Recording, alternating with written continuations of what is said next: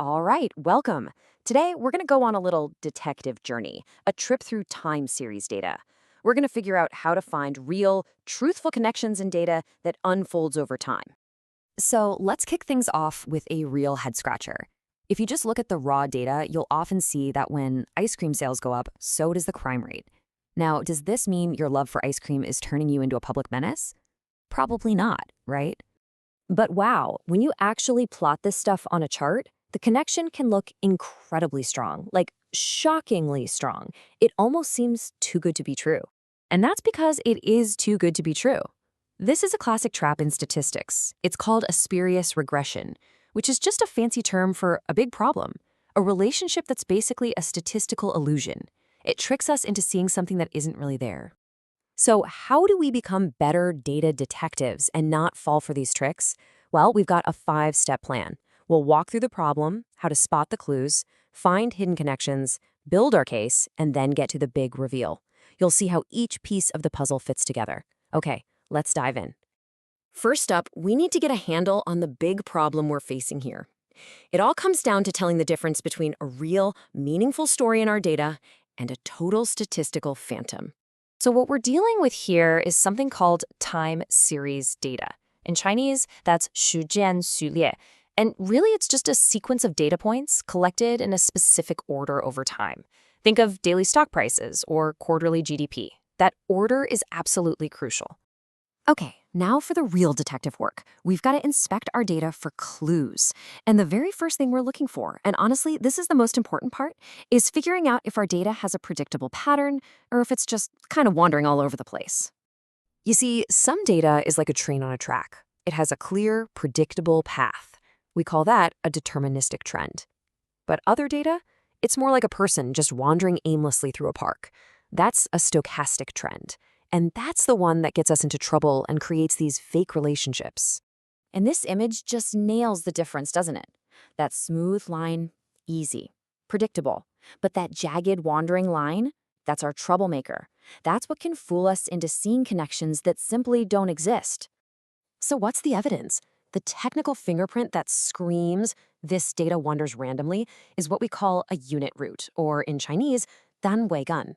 Finding a unit root is like finding a giant blinking red flag. It tells you, whoa, hold on, you can't trust a simple analysis here. You need to dig deeper.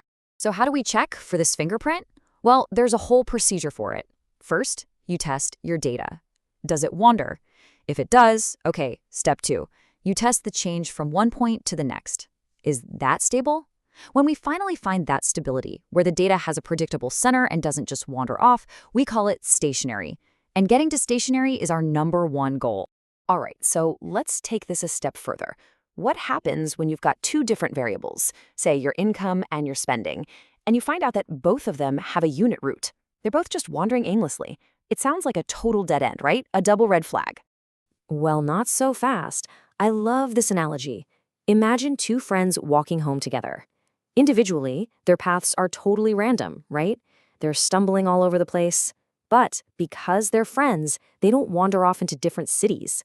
They stick together, more or less. That hidden connection is called co-integration or 协调. Even if they drift apart for a bit, some invisible force pulls them back. And guess what? There's a test for that too.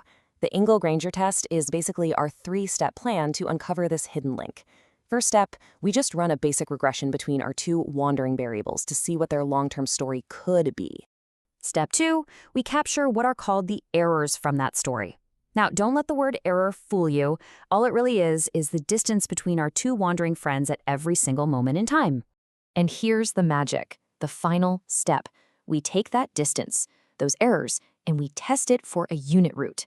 If that distance itself doesn't just wander off into infinity, if it keeps coming back to 0 like you see in that bottom line, bam, you found it. That's co-integration. They have a real long-term relationship. So there we have it. We've dodged the trap of a fake relationship and we found a real, genuine connection. Now that our case is solid, we can finally build a proper model to see how these variables really interact. One of the go-to tools for this is called a vector autoregression, or VAR model. The cool thing about a VAR is that we don't just assume A causes B. Nah, it's more like a group conversation. We let every variable be explained by its own past and the past of everyone else in the group. But wait, since we did all that hard work and found co-integration, we can use an even better, smarter model.